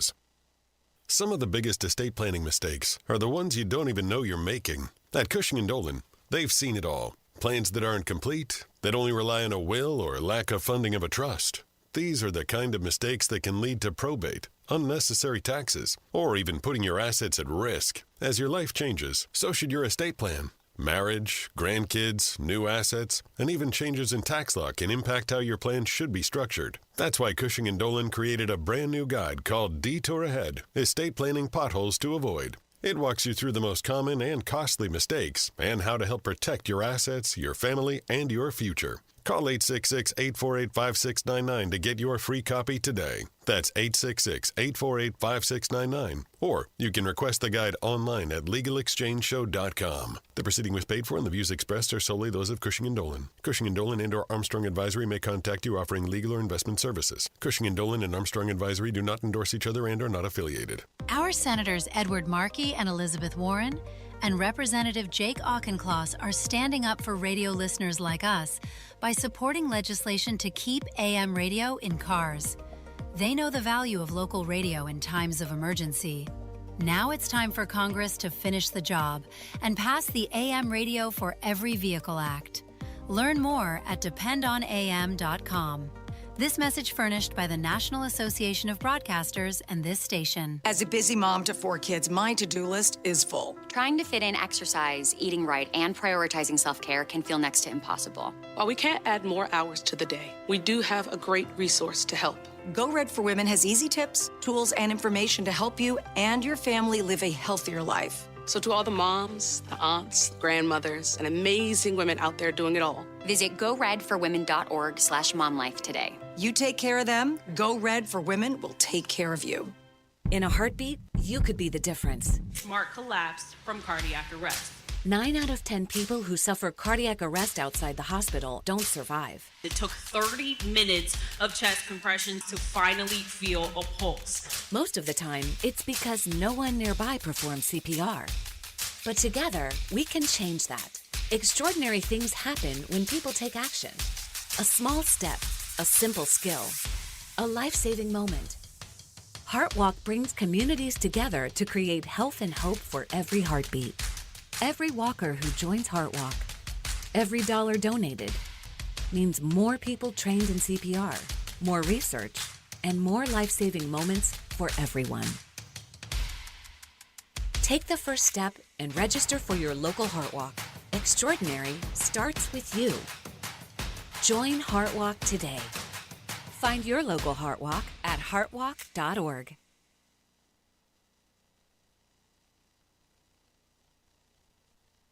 The Financial Exchange is now available every day from 11 to noon on SiriusXM's Business Radio Channel 132. Stay informed about the latest from Wall Street, fiscal policy, and breaking business news every day. The Financial Exchange is live on SiriusXM's Business Radio Channel 132. This is the Financial Exchange Radio Network. Money Matters mailbag is coming up at 11:35. It's your chance to ask the question about business and the economy that you want answers to. Call 339-399-4333 and leave your message anytime, day or night. That's 339-399-4333 or email us at tfeshow@gmail.com. We may use your question on the show.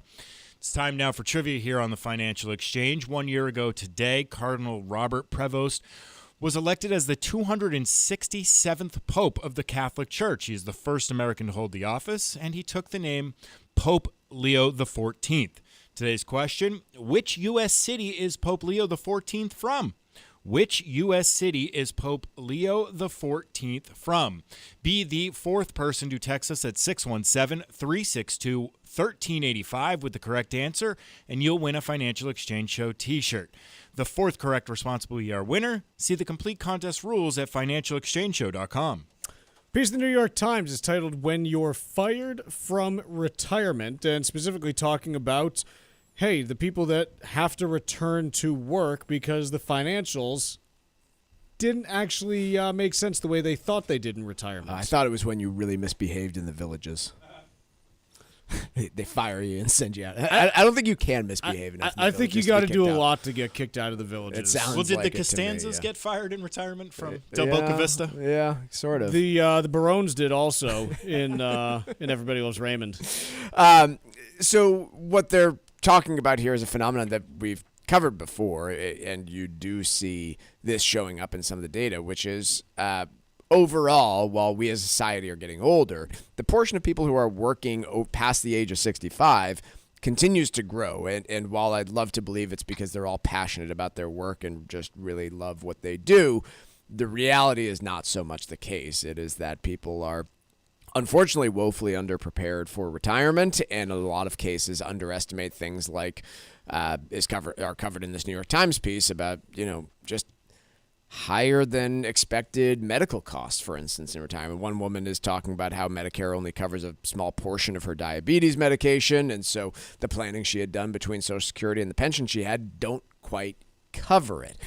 I think where this lands for me is in, I guess, both directions of the fired from retirement story. As many of those situations that I have seen of people needing to make changes to their retirement lifestyle, I'll say that I've seen an equal number of people who regret having worked longer than they needed to. Yeah, because it cuts both ways. I've never met anybody on their deathbed who's like, oh man, I wish I had just put in a few more years of work. It's always been, my only regret is I wanted to spend more time doing the great things that I was able to do when I was finally done working. It does cut both ways, but the real answer, as terrifying as the idea of retiring and the needing to go back to work is for people, the focus should also be on, hey, can I get to a place where I'm able to retire early or earlier than I anticipated and focus on that exciting new part of life. It's a lot of complexities between how Medicare works and Social Security, your future required minimum distributions, taxes in retirement. They're all really complex subjects, but you can't possibly assess the answer until you do the groundwork and ask the question. Don't work longer than you have to. Call Armstrong Advisory Group for a free consultation on your future retirement. The number's 800-393-4001. You can book a time for us to call you back at armstrongadvisory.com, but the phone number, once again, 800-393-4001. The proceeding was paid for by Armstrong Advisory Group, a registered investment advisor. Nothing in the ad or in any Armstrong guide is specific financial, legal, or tax advice. Consult your own financial, tax, and estate planning advisors before making any investment decisions. Armstrong may contact you to offer investment advisory services.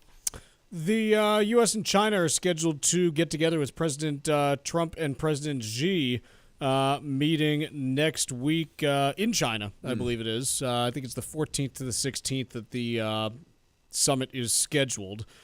It's kind of taken a backseat given the broader geopolitical things swirling over the last couple of months. I mean, heck, it was delayed, right? This was originally supposed to be a month ago. Yeah. So I think it's interesting to me that they are still scheduled to meet. Obviously, the U.S. is going in. If you look at the typical asks from the U.S. during either of the Trump terms, the U.S. is going in saying, hey, we want you to buy more U.S. products.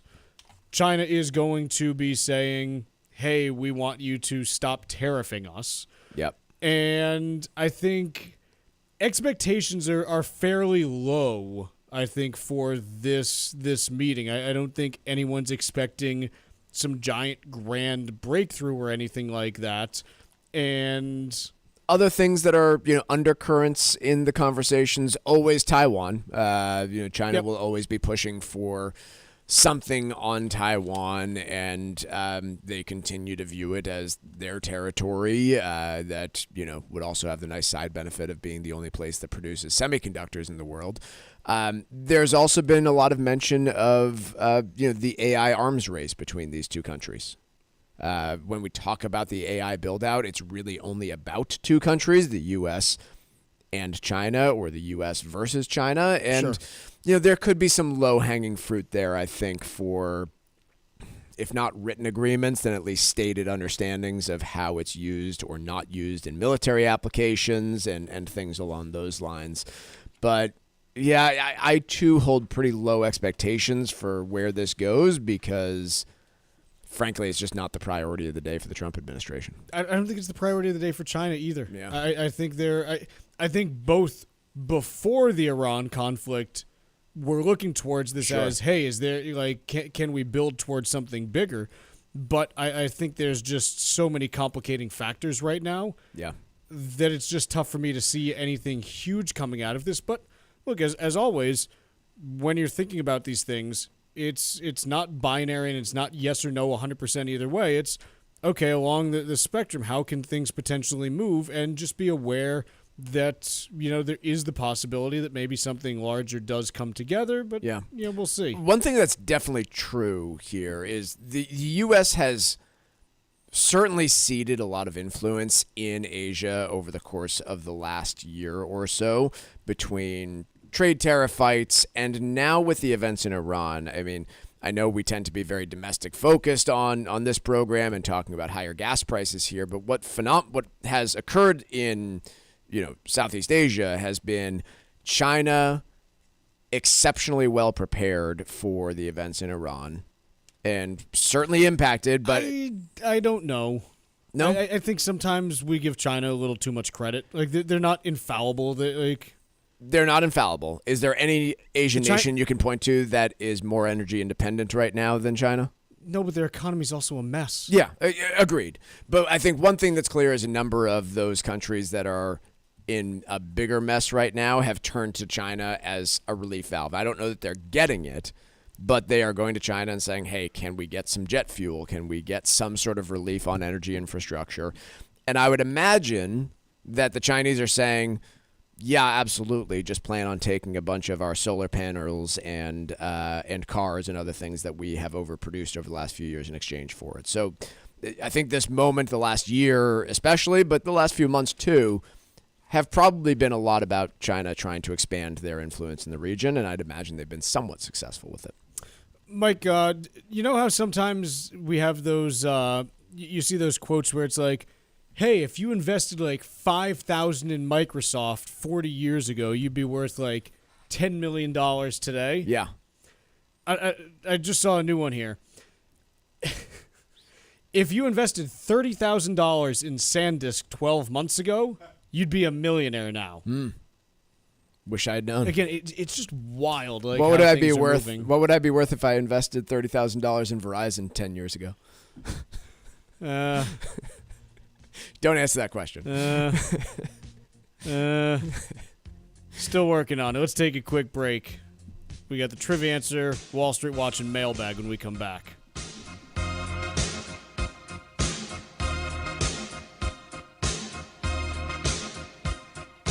Bringing the latest financial news straight to your radio every day. It's the Financial Exchange on the Financial Exchange Radio Network. Our Senators Edward Markey and Elizabeth Warren and Representative Stephen Lynch are standing up for radio listeners like us by supporting legislation to keep AM radio in cars. They know the value of local radio in times of emergency. Now it's time for Congress to finish the job and pass the AM Radio for Every Vehicle Act. Learn more at dependonam.com. This message furnished by the National Association of Broadcasters and this station. It happens all over Massachusetts. Can you tie my shoes? In every home and every community. Be careful on your bike. Learning can happen anytime, anywhere. We'll see you at practice this weekend. And no matter how learning takes place in your family's life, DESE is there as your partner. The Massachusetts Department of Elementary and Secondary Education. Never stop learning. Find out more at mass.gov/back-to-school. Sponsored by the Massachusetts Department for Elementary and Secondary Education. Long-term care costs can reach thousands of dollars per month and can put a serious strain on your savings. The experts at Cushing & Dolan often see families caught off guard by that reality. Without the right plan in place, those costs can quickly eat through a lifetime of your hard work. But here's the shocker. Many estate plans don't protect your assets from those expenses. The right strategy may involve specific types of trusts designed to help protect your assets, but timing matters. Cushing & Dolan has a brand new guide called Detour Ahead, Estate Planning Potholes to Avoid. It breaks down some of the most common and costly mistakes people make and explains how to help protect your assets, your family, and your future. Call 866-848-5699 to get your free copy today. That's 866-848-5699. Or you can request the guide online at LegalExchangeShow.com. The proceeding was paid for and the views expressed are solely those of Cushing & Dolan. Cushing & Dolan and/or Armstrong Advisory may contact you offering legal or investment services. Cushing & Dolan and Armstrong Advisory do not endorse each other and are not affiliated. For many hardworking families and retirees, an energy bill comes with an impossible choice. Paying the bills, putting food on your table, and keeping your family warm in winter and your home cool for the summer. But it shouldn't be that way. For more than 40 years, Citizens Energy has made one simple promise: to help households afford life's basic needs. Through Joe for Oil, We help neighbors through the coldest winter nights. Now, we're building on that same promise with Joe for Sun, a new way to save on electricity year-round. Our solar projects are already in communities across Massachusetts and New York, helping thousands of households save money. For many families, that means saving up to 50% on electricity. No installation, no equipment, and you keep your utility company. Like my dad's program before, we keep it simple, helping lower your utility bill through community solar at no cost to you. Call 1-855-JOE-FOR-SUN or visit citizensenergy.com to see if you qualify. You've trusted Citizens Energy to show up when it matters most. We're still here, ready to help. Sponsored by Citizens Energy. This is Tucker Silva of the Financial Exchange Show, and I'm joined today by estate planning attorney Todd Lutzke with your Financial Exchange Quick Tip of the Day. And today we're talking about the top estate planning mistakes to avoid. Todd, what is the downside of adding your kids to your accounts or adding their names to your real estate deeds as a joint owner? Won't this avoid probate? You're absolutely right. It would avoid probate, but there are better ways to avoid probate than just doing something simple, right? It's not, simple isn't always better. Throwing a name on an account or adding a designated beneficiary or a joint owner on a piece of property might not be the best way to go. Here's the problem. If you name one of your children as a joint owner and you have 3 children and you put that child on just because it's convenient and they're geographically close to you, well, you could be accidentally disinheriting your other children because this property, this asset will only go to that child.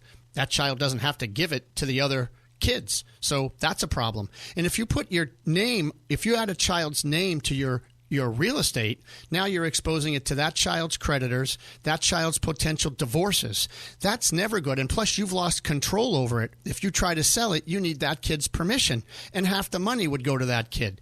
Please, folks, set up a trust, fund your trust much better than just trying to do it shorthanded and just give away assets or adding names to accounts. Todd Lutzke and the estate planning experts at Cushing & Dolan have written a brand new guide that details the estate planning blunders to avoid. You can request this brand new guide by calling 866-848-5699. That's 866-848-5699, or you can request it from their website, legalexchangeshow.com. The proceeding was paid for and the views expressed are solely those of Cushing & Dolan. Cushing & Dolan and or Armstrong Advisory may contact you offering legal or investment services. Cushing and Armstrong do not endorse each other and are not affiliated.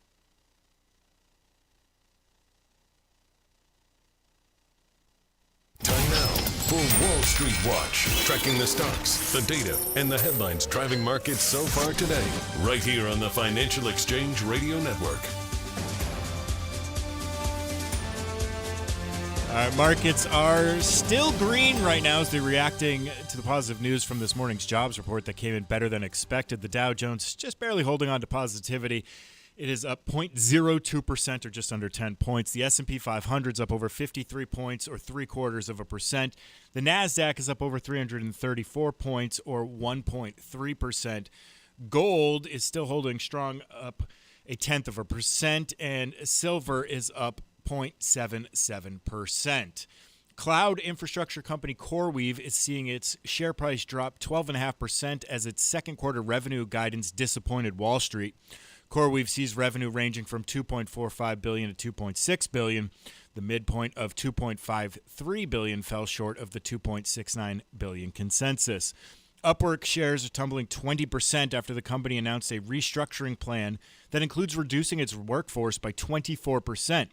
Upwork said it was doing this to make sure the company remains profitable as work evolves.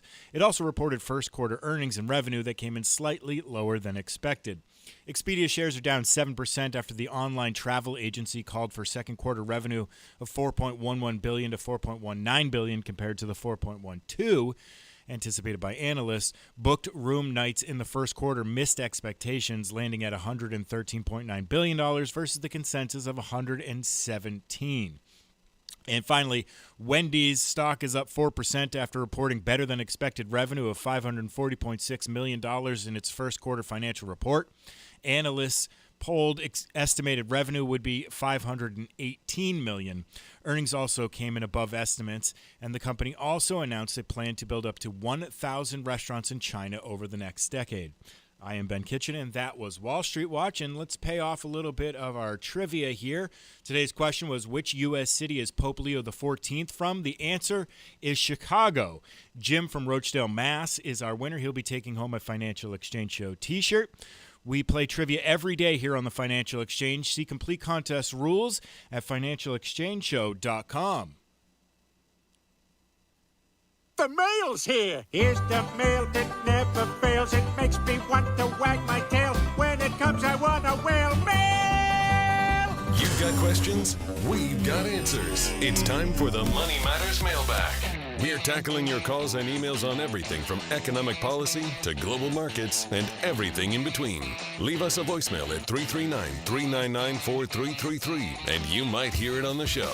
You can also email your question to tfeshow@gmail.com. Now, it's time for the Money Matters Mailbag. All right, first question up here. The Money Matters Mailbag. Currently 29 years old, and I make $26.35 at my job, which is $55,000-ish per year. My job contributes 50% up to 8%. My question is, should I sign up for a standard 401k through my work, a Roth IRA, or split it between both? Okay, so first thing, have to acknowledge here that we don't have enough context to answer this question.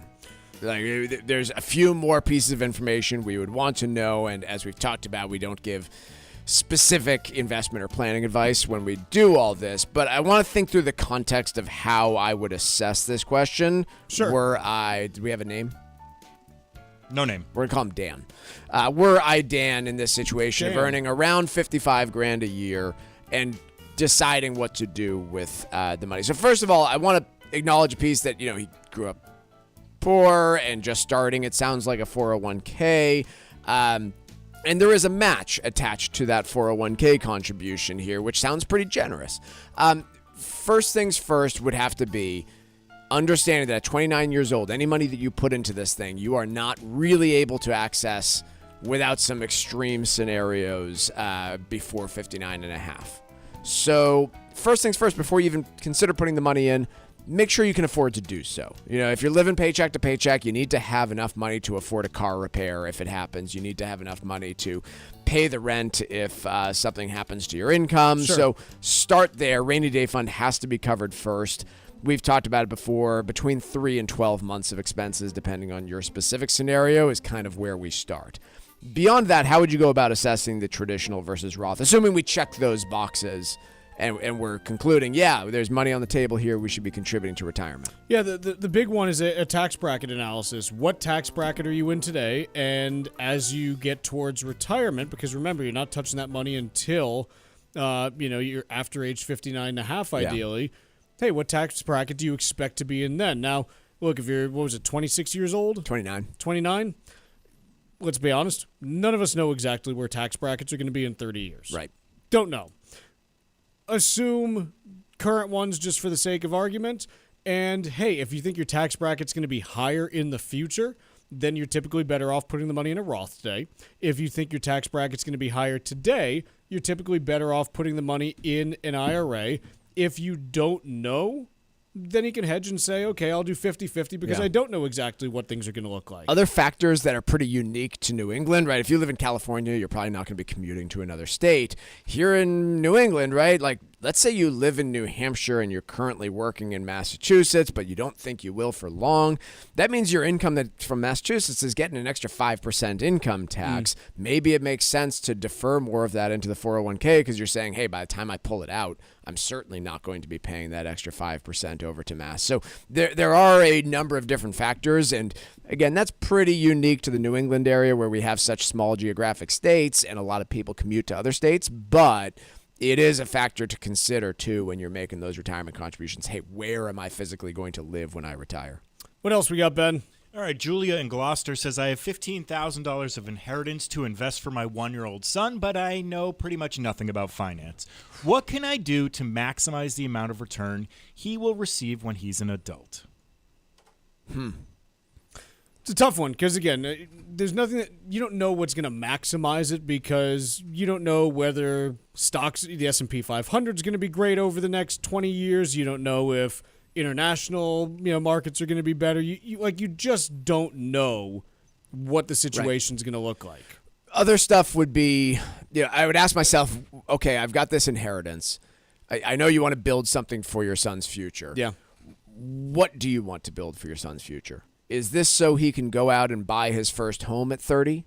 Is this so he can afford to, get a good education and, find a solid job in his early 20s? Because there's going to be different types of investments that you use for one versus the other. I will say, generally speaking, when I hear about very young children and, tools that can be used for their investing future, college savings plans always come to mind for me. These are commonly known as 529 plans. Sure. There are very simply very few other tools out there that give you the special tax treatment that a college savings plan will.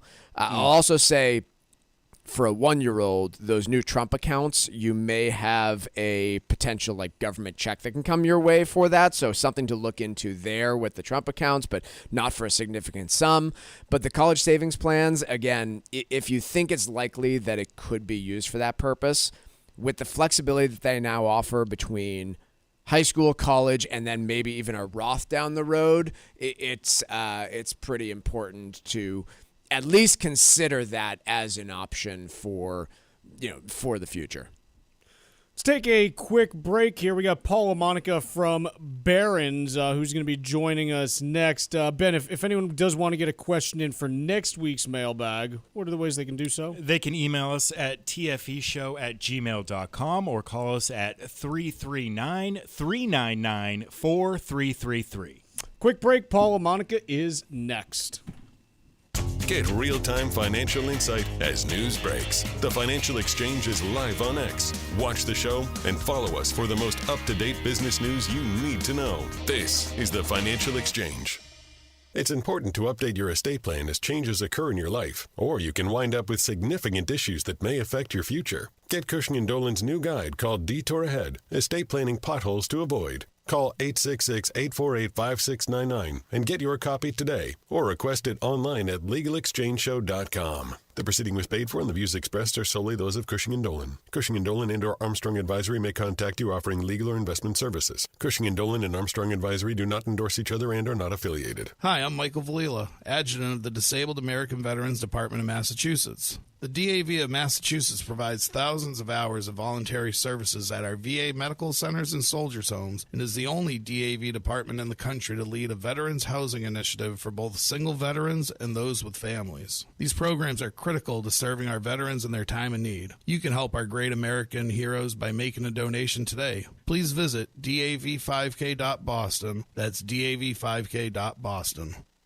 Hi, this is Mike Armstrong from the Armstrong Advisory Group. One of the biggest challenges in financial planning is seeing the full picture. When your investments are spread across multiple accounts, it can be difficult to know how much you actually have and whether your strategy is really working. You might be taking on more risk than you realize or missing opportunities to better align your portfolio. Bringing your accounts together can help create clarity so you can see your total assets, your true allocation, and make more informed decisions about your financial future. Our new guide is called Consolidating Investment Accounts. It walks you through how to get organized, simplify your strategy, and build a more complete financial plan. Call 800-393-4001 to get your free copy today. That's 800-393-4001, or you can request the guide by visiting armstrongadvisory.com. The proceeding was paid for by Armstrong Advisory Group, a registered investment advisor. Nothing in the ad or in any Armstrong guide is specific financial, legal, or tax advice. Consult your own financial, tax, and estate planning advisors before making any investment decisions. Armstrong may contact you to offer investment advisory services.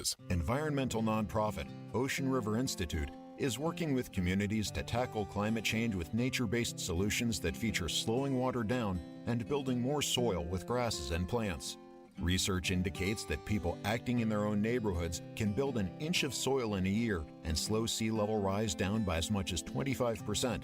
Please visit oceanriver.org for more information on opportunities to make a difference and go the distance for savvy stewardship of a greener and bluer planet Earth. For many families, an energy bill can mean difficult choices, wondering when or even how it will get paid. It shouldn't be that way. For more than 40 years, Citizens Energy has helped families afford life's basic needs. First through Joe for Oil, and now through Joe for Sun. A simple way to save on electricity at no cost to you. No installation, no equipment, and you keep your utility company. We keep it simple and help you lower your utility bill. Call 1-855-JOE-FOR-SUN or visit citizensenergy.com to see if you qualify. Sponsored by Citizens Energy. It happens all over Massachusetts. Can you tie my shoes? In every home and every community. Be careful on your bike. Learning can happen anytime, anywhere. We'll see you at practice this weekend. And no matter how learning takes place in your family's life, DESE is there as your partner. The Massachusetts Department of Elementary and Secondary Education. Never stop learning. Find out more at mass.gov/back-to-school. Sponsored by the Massachusetts Department for Elementary and Secondary Education. When a heart stops, the clock starts. You are the first responder until help arrives. In that moment, 4 minutes equals brain damage. 6 minutes equals too late in an emergency. The first responder is you. We need you. Will you be ready? Learn CPR. Visit heart.org/nation. That's heart.org/nation.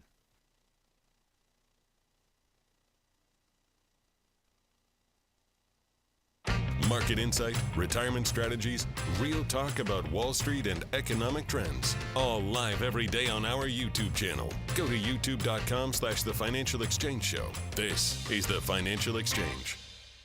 Ladies and gentlemen, the weekend.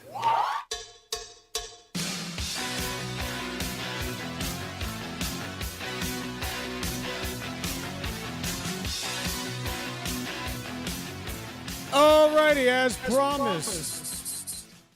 As promised. I've got an echo. As promised, you've got me talking to myself. I think we've got Paul LaMonica on here. I'm here, and hopefully not echoing. Ben, Paul, do you hear two of me? I do. Okay, Paul hears two of me.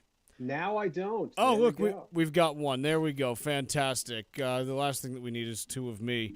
Paul, appreciate you joining us today.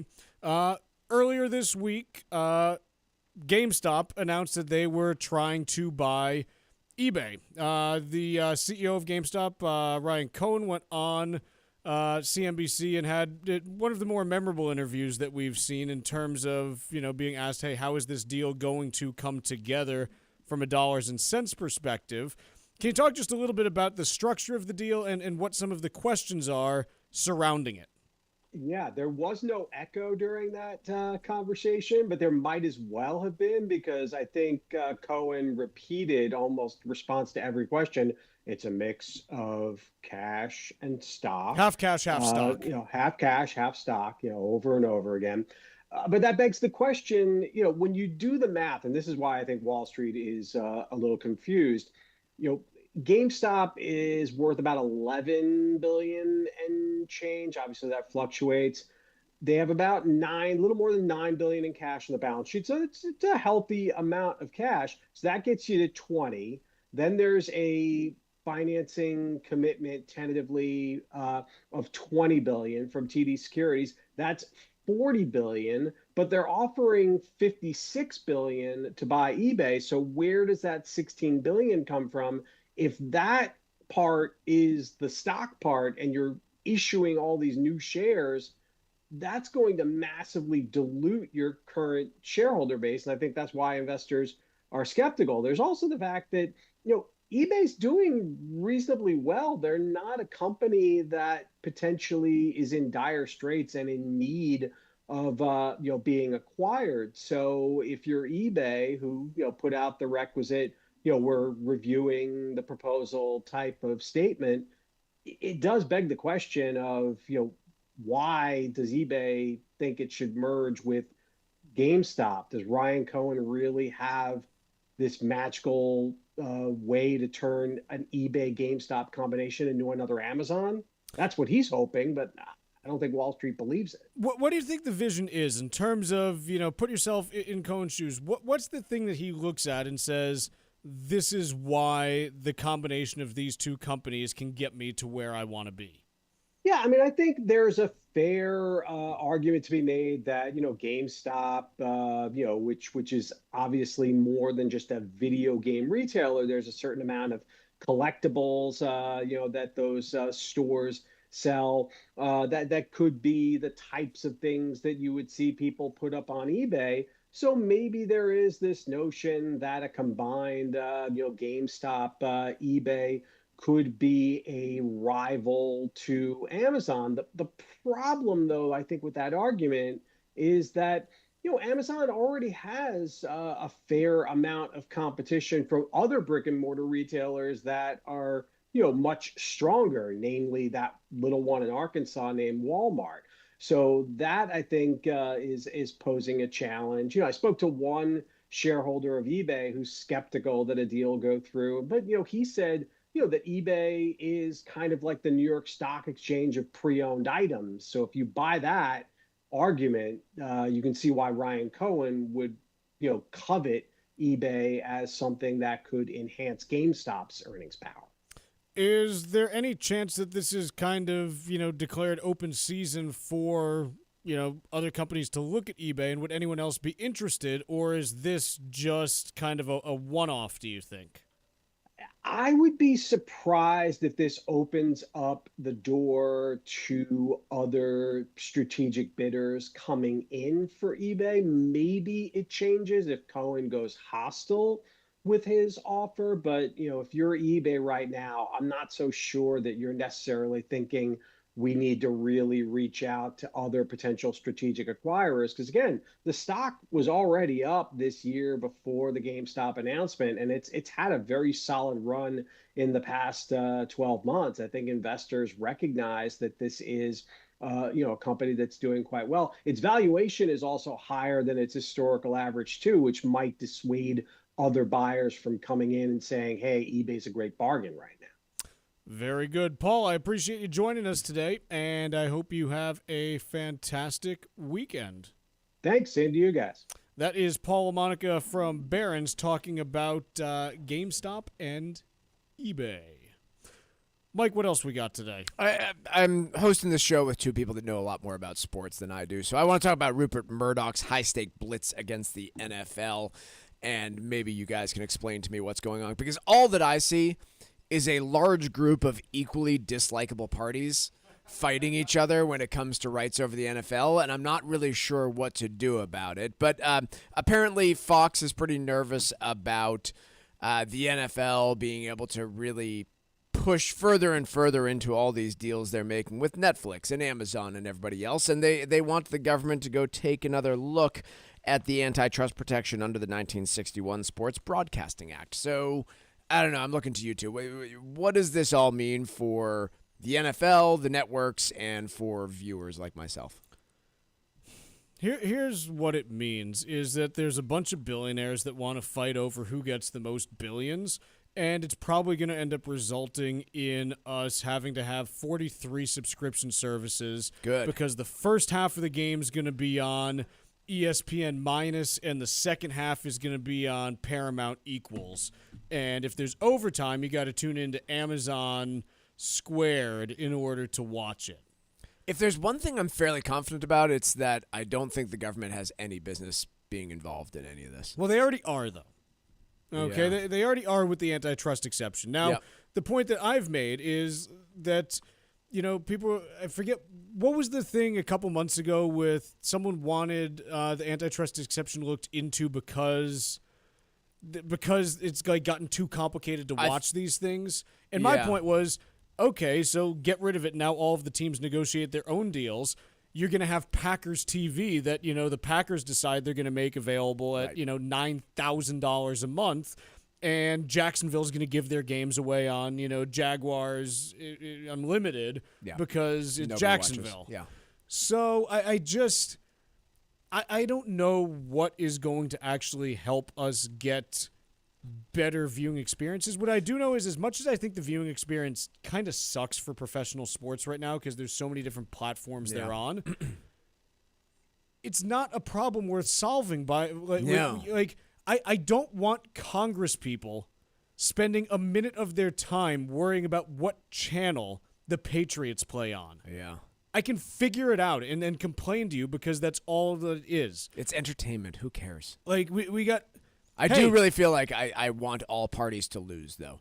It's like when you're watching, I don't know, a sports final that you just hate both teams. Like, yeah, could they all come out losing on this one somehow? Ultimately, hey, Congress, spend some time fixing Social Security, and once you've done that, then you can deal with fixing the NFL broadcast schedule. Yeah, we can agree there. But otherwise, we're done for the day. And done for the week. I hope you all have a great weekend. I hope you have, a great weekend. And we're going to see you on Monday, and we'll see what we get from the Middle East in that time.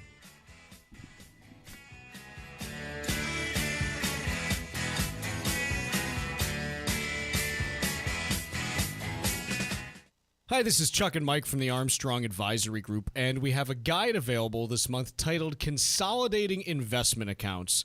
Mike, how does someone end up with just this sprawl of different accounts over time?